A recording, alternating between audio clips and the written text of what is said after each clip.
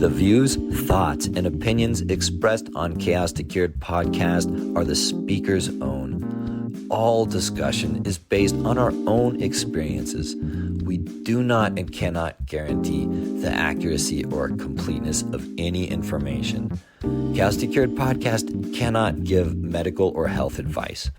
All discussion is based upon our personal experiences and meant for general and educational purposes. This podcast is not a substitute for professional help or for diagnostic purposes for yourself or another. Chaos to Cured podcast always encourages you to consult an appropriate professional. Chaos to Cured podcast is here to explain our perspective of the human experience. We hope it leads to questions, learning, wisdom, and knowledge. Welcome to the Chaos to Cured podcast, where we are diving into lots of different issues and, just interesting topics. And we're trying to dive deep. Myself and my amazing co-host, so Jeffrey Freed. I would love for our listeners who are not familiar with Jeffrey, would you mind introducing yourself? Sure. Jeffrey Freed is my name, and teaching is my game. I work one-on-one with people, which is interesting. I don't really teach in the classroom anymore. I really haven't for 35 years. I work with visual learners. Now, boy, I've learned a lot. I started out working with all visual gifted learners, and then they moved on to ADD, and now I'm working with people on the spectrum. I'm an author. I've written a pretty popular book called Right Brain Children in a Left Brain World that a lot of people have heard of. It's really sold a lot, and it's sold all over the world. And it's my techniques, and it's my critique of education and teaching. And I almost hesitate to beat on educators at this point because they're so beaten down. There's just no life left in teachers. They get it from everybody. And it's like punching down at this point to flog educators, so I won't do that. But there's some fundamental reasons why that are really common sense, why education is flailing. And I feel I know why. I'm well equipped to know why. So what do you think of that, Kirk? Well, first of all, it's a phenomenal introduction. And to anyone listening, that was Right Brain Children in a Left Brain World.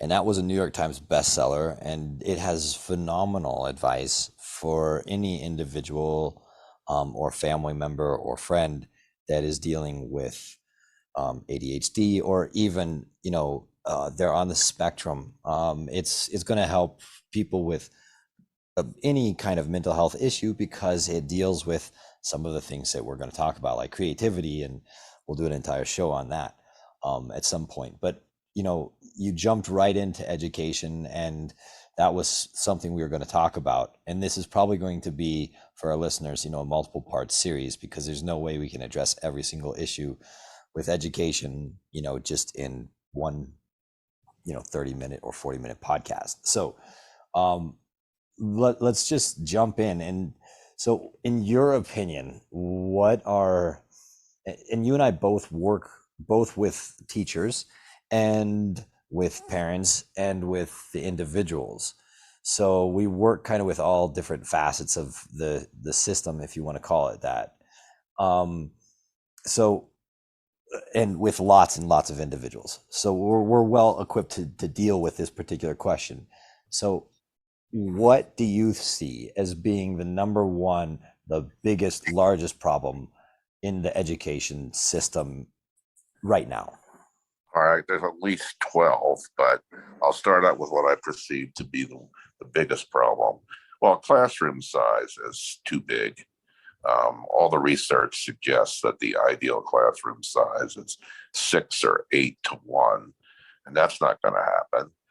But the other really important one, the elephant in the room, is teachers must teach to everybody, and they can't, because the variations of learning styles in that classroom is ridiculous. And that's a big secret. People do not all learn alike or even vaguely learn alike. You have the favored sons and daughters who learn in a linear sequential fashion. And these are the people that usually thrive in education, especially if they're above average IQ. They don't have to be brilliant, but like 110 IQ, 100, 120, and they learn through repetition. They're word-based thinkers. They like to read out loud. There's a strong correlation in how quickly they can regurgitate facts and how well they know it. And they like to write. They're not really good at art, but they can function. They're just average, but they're really good in rote subjects, ROTE. They love them.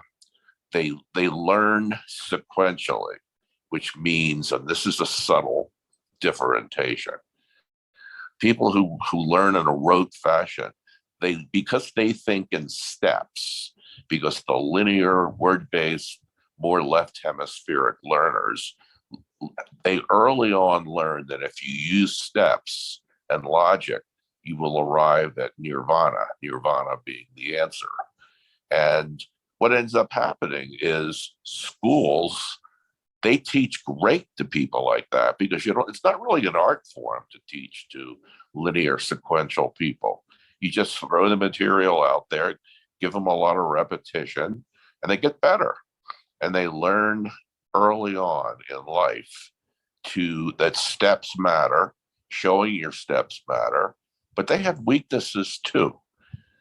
A lot of times they're not very creative or imaginative and don't think outside the box, because remember, they learn early on, if you follow the rules, you will be successful. And schools are still, they would deny this, but they still lean to this type of a learner. The worksheets, they like worksheets. They ask for worksheets. They like taking timed math tests. They like taking spelling tests. They learn the rules in spelling. And words are more familiar they learn through words. These are people, these linear sequential students. These are people who, if you could crawl inside their brain, they would be thinking mostly in words. They can learn foreign languages, usually pretty well. Not spectacularly, but anything word-based, they're good at.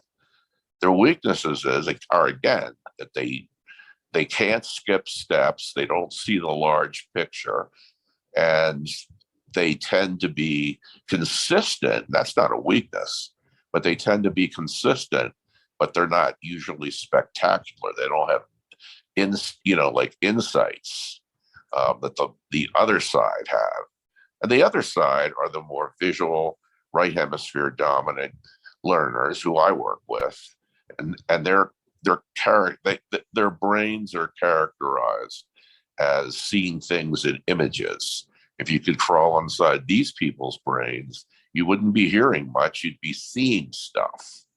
A lot of them tend to think not only visually, but spatially. They see things in 3 dimensions. They can flip and rotate objects in space, but they are not good at time tests.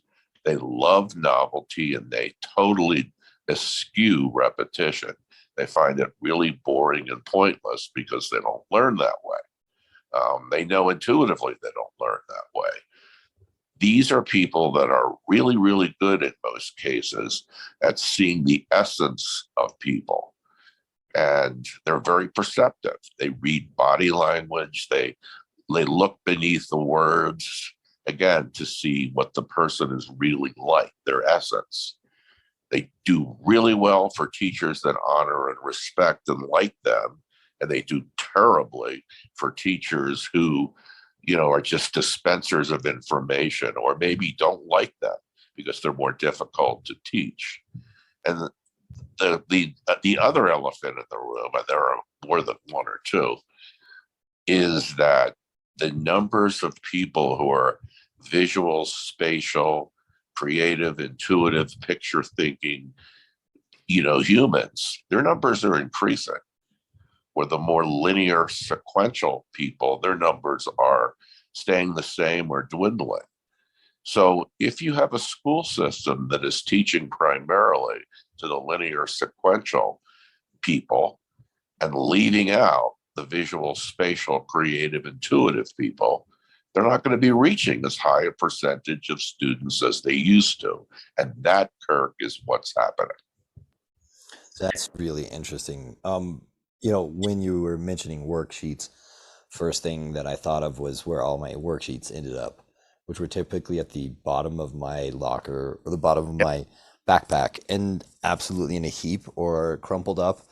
Half of them weren't turned in. It was, and I'd find things from years before. That is how I function, and what people don't grasp is that, especially me with OCD and generalized anxiety, I don't like mess. I don't like in a lot of ways, I'm kind of against how my own mind works. Yeah. So I kind of am in a constant battle. So a lot of the things you mentioned with when you talk about like linear learners, and sequential, those are things that are very valuable in a school setting. As you had mentioned, I just wanted to say, as everybody listens, just as a quick disclaimer, this show is never intended to diagnose or advise treatment or any way, shape, or form, give medical advice, or financial advice, or anything. But we do. I do want to bring up the fact that a lot of those learners that the school system is not getting to are dealing with something that is not neurotypical. Yep. As you had mentioned, we're seeing massive spikes in numbers, and it's interesting. All of the stuff you mentioned, like sitting in a room and again going through the steps and teaching to somebody who learns in that way. I love having students that are able to do that because I can follow a pretty consistent format.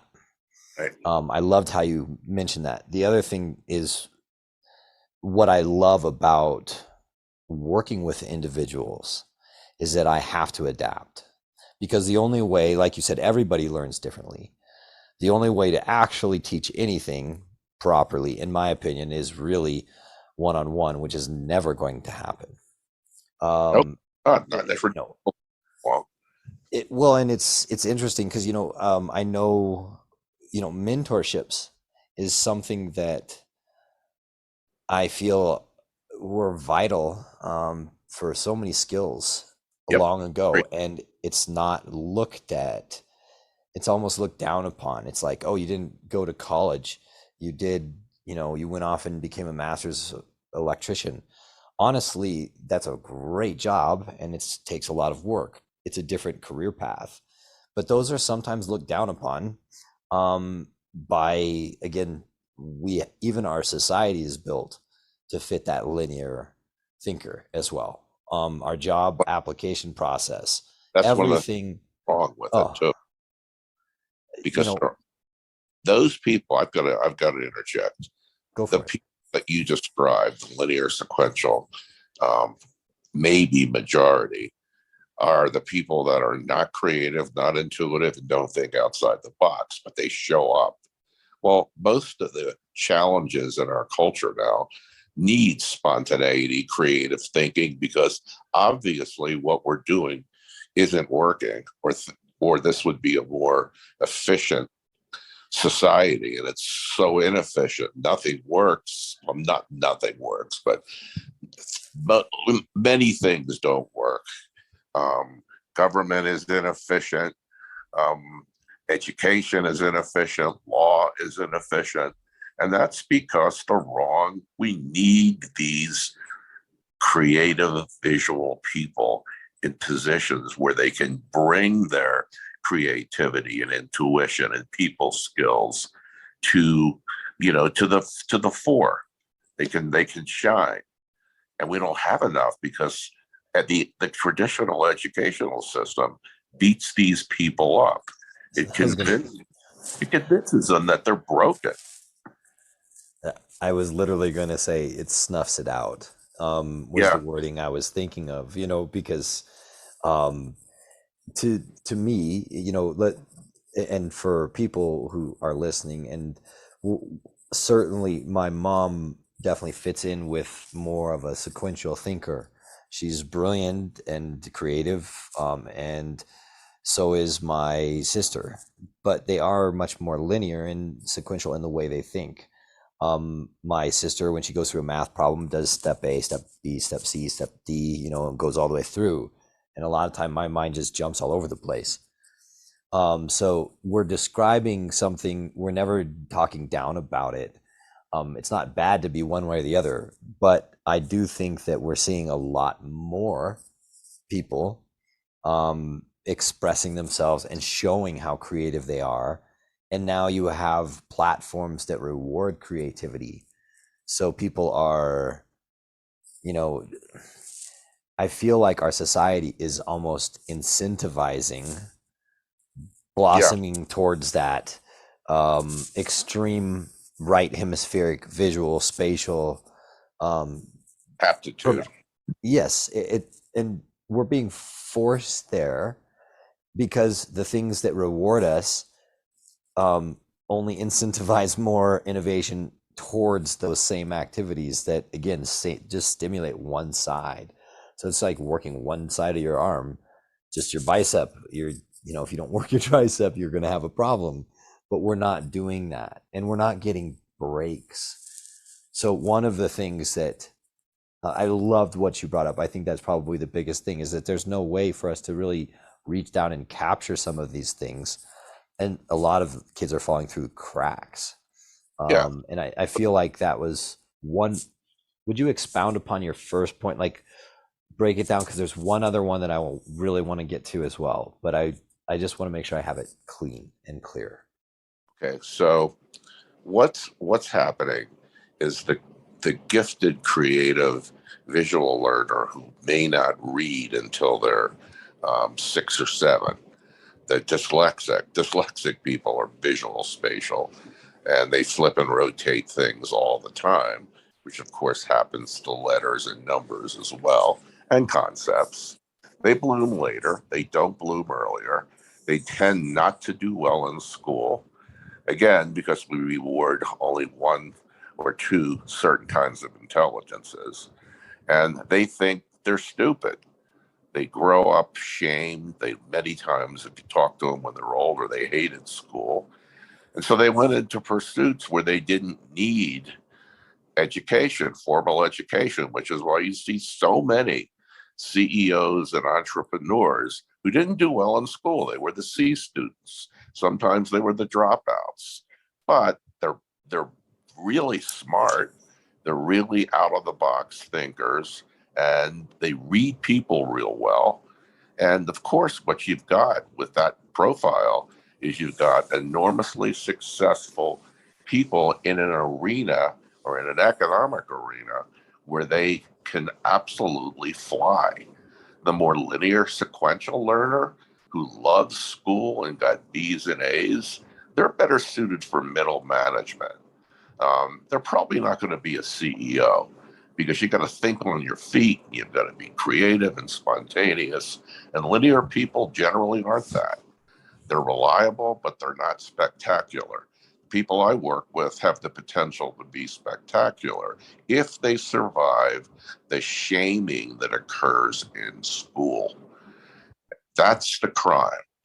We always have people like Bill Gates or Richard Branson or Winston Churchill or General George Patton, um, or even Bill Clinton, who's more visual than other people. And I think George Bush, to go on the other side of the political spectrum. These people are visual spatial.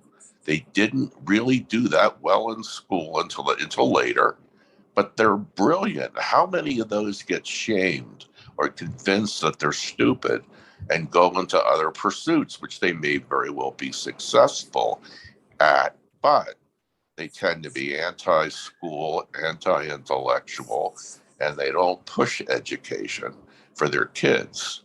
It's we're rewarding one type of learner, and we're getting one type of person emerging through the system, except in the areas of innovation. Those that survive school oftentimes change the world. Does that help? Yes. And, it's from everything I'm looking at, I think people are looking for solutions, and the solutions are often things people don't want to hear. In terms of, you know, go spend some time in nature a little bit more and stay off your electronics more. Um, you know, uh, or even learn how to slow down, take a break. Um, I I was really trying to pinpoint one of the things that I see in just, the individuals I work with, because it's usually, 5 years old through college, is that span. And it's always the same as they get older. You see a buildup of fear, and school is a daunting task for a lot of individuals, no matter how they think. The pressure that's coming at them, Yep. the amount of things everyone has to do. It's not acceptable to just go on a vacation and look at something pretty. You have to take a whole bunch of photographs, and then you have to put it up online, and then you have to send out, explanations, and then you have to do closed captioning. And then, I mean, again, it's absurd what people do on vacation or even when they go out to dinner. And I think we're seeing a society that's kind of pushing, again, like we said before, and you and I have spoken about many times, with everybody being pushed into one way of being rewarded. It's making education feel less fun. And then that is just one more step that kind of knocks the non-neurotypicals out, because once they don't have interest, they're not going to stay driven in any particular subject. That's what happened with me. The first time I wasn't interested, I had one teacher that was wonderful. And I don't need to get into details because all of my teachers I felt really did try their best, but I was doing a high level of math, and all of a sudden the next year I had to join everybody else. And it doesn't mean that the gap was large. And to me, I just simply lost all interest in the subject. Yeah, they And beat it out of you. that was early on. And so I'm talking like that was third or between fourth grade and fifth grade. So in fourth grade, I was sent off and I was working privately by myself doing algebra. And then in fifth grade, I did normal fifth grade math. And I don't remember what it was, but it felt like it was like adding and subtracting fractions or something Yeah. along those lines. Turning decimals into percents into Yes. So it was infuriating to me, and that that I remember like thinking at that moment, I'm done. And I did not do another math problem, truthfully. I did maybe five or six. I don't even know how I passed my classes. I really don't. When I went to college, I took it seriously because it was a job. I wanted to get into the engineering department or the business school, and you had to take, trig and then pre-calc, calc, and you had to take those just to get in. So that's when I learned that because I kind of gave up so early, I missed the key part that everybody else had learned by doing the repetition and doing their math. They could get from step A to step B. I could get from step B to step Z of any problem. I had a very difficult time going from step A to step B Yep. because I would remember, okay, there's 6,000 different ways I can do this. And I would be so overwhelmed that I would literally lock down at the beginning of the equation. If somebody gave me a nudge in the right direction, then the rest of it I could solve, even if the rest of the people struggled with it. Well, So let me say something. Um, One of the huge, I see that all the time. All the students I work with deal with that, they're mostly all, I mean, I work with a lot of gifted kids. Um, we're all gifted in some way, but I'm talking about intellectually gifted kids who have the brains but aren't doing well in school. And the typical thing with math is they see the answer. They absolutely see it and they arrive at it in a way that is not typical. It's not sequential. And that way is discounted and they're forced to do elementary math that is, hard's easy and easy's hard for these visual spatial students. They do hard really, really well. They do easy really, really poorly. And the general philosophy of the math teacher is you have to be able to do subtraction and addition and then fractions and then percents and decimals, and you master each step in the progress towards nirvana, once again becoming great at math.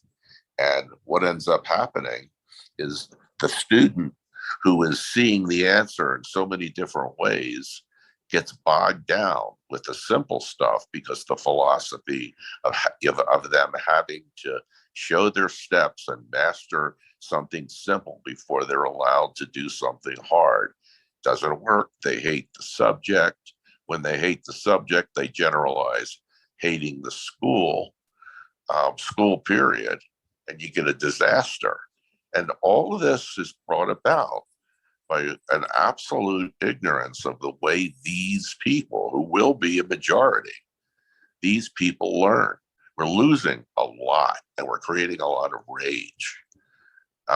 People who are frustrated and know that they have something to say, that they can do hard math, very hard math, but they're bogged down by doing easy math, which bores them. They defocus, they don't visualize, and they miss the easy problems. And then they're forced to do even more elemental math because to the math teacher who's going to be linear sequential virtually all the time, that means they aren't ready for hard math. This is not brain science. There's so many people that fit into the qualifications of what I'm talking about, and they're generally ignored, and they're the best and the brightest. And for God's sakes, you can use a calculator for simple math. Use it. Use math for reasoning and coming up with patterns, which is what the right hemisphere dominant student can do. And schools spend 4 or 5 years doing stuff that could easily be done on a calculator, and don't get into the higher level math stuff. And the visual spatial learner, who is, again, as hard as easy and easy as hard, just gets disgusted with it. And they leave it. The society loses a potentially brilliant mathematician or scientist. it was perfectly said. And you know, I really want to point out something important that you said. There are two things. One, that's becoming a majority. It used to be far more common to have sequential linear thinkers. I see the exact opposite all the time, everywhere. And as that becomes more prevalent and we have more frustration and struggle with going through a rigorous system, I don't even think it's necessarily always effective. I don't want to ever say college is not effective, because college is phenomenal for a lot of people and education is always wonderful. but there's a big difference between education and knowledge, something we definitely need to talk about as I go on my tangent. Um, what I mean is when you have that many people um, going through this, feeling like they have something to offer, and you said like they have a voice, you already stated something, but I want to be really specific about it. When they feel like they have a gift or they could be successful, why can't I have that opportunity? And then they look at, I can't, I need to go to college to do this, and that's scary, that's struggle. It's a, there's nothing wrong with facing adversity and struggling and working for something. That is admirable. But when the entire system is built against you, what comes out? You said it before. We're seeing a lot of rage. We're seeing angry people that, drive and honk at each other, who cannot communicate. You see it in politics all the time. No one is speaking anymore. They're just shouting. And the only time anyone's ever happy is when someone else is agreeing with them, which is the oddest thing. Because I feel like some of my best experiences in life are when I am challenged and when I have to stand on my own and defend an idea elegantly. You don't have to be mean about something. You don't have to be rude. You don't have to shame somebody else. You can have a discussion, and that's something that is missing because everything is rushed. Everything has I to be done to a quota. We have to get through this documentation first before we get to this. Just like you had said, like those sequential steps are killer, especially if somebody's ready to leap. We Yep. keep holding people to the ground that want to fly. And would that make anyone feel? If anyone feels chained, we get explosive. Yeah. And, you know, I mean, Inarticulate rage. They don't know what, they can't verbalize it, but they know that they're angry. They were discriminated against in school. They had the ability to do really to be a star. And, these visual spatial gifted kids are competitive as hell. That's one of the things I noticed. They really like to push themselves and put enough pressure on themselves. And so many people put pressure on people that already put pressure on themselves, and they blow. They're frustrated. They can't star. Um, Other kids start to discriminate against them and call them slow or not very bright, and it becomes just repressed anger. And another quick thing that I want to throw in here is part of being more right hemisphere dominant is you're going to have strong emotions, usually stronger than linear people. Everything, all emotions tend to be exaggerated in people who are more right brain than left brain, because the right hemisphere and the parts of the brain that are referred to as the right hemisphere are the ones that deal with emotion.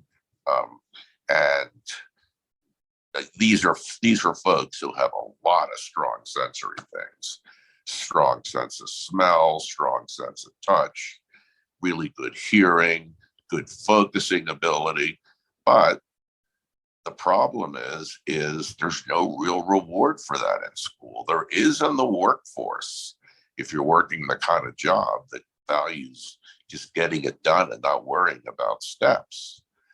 Being an explorer, being a researcher, being a physicist. What happens is they star in occupations outside of school. There's the point I was really trying to make, because there's so many points to make, is that when you take people who have stronger than average senses and you frustrate them, you're going to get stronger than average rage, disappointment, and anger. We're seeing that. And I'm not saying that repressed educational love is something that is causing all the rage, but it is a contributor. It would be such a better idea to go back to apprenticeships and, being out in the workday world before you get out of school, integrating that stuff. That's the perfect environment. So the right hemisphere dominant student can see the results of all the toil that they have to do to be successful in school. Because another factor is that these visual people have to see the relevancy of what it is they're doing in order to do it. The left-brained, logical, step-by-step thinker learns early on that if you follow the steps, you'll get there. And they trust steps and they actually revere steps. And then you get the right hemisphere dominant person who really needs to know where it's going. They have a burning need to know, why am I doing what I'm doing? With a linear sequential one, it's not a burning need. They trust that if they follow the steps, they'll get there. That's not true for the people that you and I work with. And that's never done in school. It's just assumed you do schoolwork because eventually it will lead, if you follow the steps, it will lead to success in your chosen field. And it completely leaves out the people that need to know why they're doing what they're doing. And employing apprenticeships in the stuff in the community, that stuff outside the classroom mixed in with the stuff inside the classroom is the ticket. And they're getting there. I'm not going to bash education completely, but I mean, there's some experimental schools that already do this, and I applaud them. But the teaching of basics, and certainly in the vast majority of schools, stuff is still taught the way it was 300 years ago or 200 years ago. And that's a shame because brains are now nothing like they were 200 years ago. Well, and the other thing is they change some of the things so often I can't keep track of it. So you have Sure. both sides. You have some things that haven't changed that need to change, and some things that really were very efficiently learned, and they're pushing different ways to learn them. And I like the exploration because you can tell people really are trying. Educators and politicians and community leaders, students, teachers, they're all trying their best to figure out what needs to be done. But there's in a linear fashion because the kinds of people that are attracted to reforming education, and just in education, tend to be the dot the I's and cross the T type people, and they rely on tests, time tests, and what happens is they are trapped inside their learning style. Everything has to be documented. Everything needs to be timed. Everything needs to go slowly, and it's killing education. And I'm not going to condemn it totally because you need some of that, but you need more of the other too. But the types of brains that are leaving education are the very types of brains that should be staying. And the ones that are staying are the very wrong ones who should be staying. And I don't see that changing. I don't either. I know there are some things that, and not that anyone should be hopeless. The one thing that's fascinating is you're watching the whole economy like kind of shift a little bit around that. Companies are having a hard time filling positions because their hiring process is based on, a specific academic career path that doesn't suit the need of the mind in that particular issue, like artificial intelligence. Some of the new stuff that we're diving into is they need both the sequential thinker on the team, and then they need the person who's jumping all over the place. I don't like to say out of the box. I like to say there is no box. There's nowhere they're just going to jump in random places. Typically speak like that. I find myself going in these large circles. I'll eventually come back to my whole point, which drives me insane actually sometimes, because I lose track of my thoughts.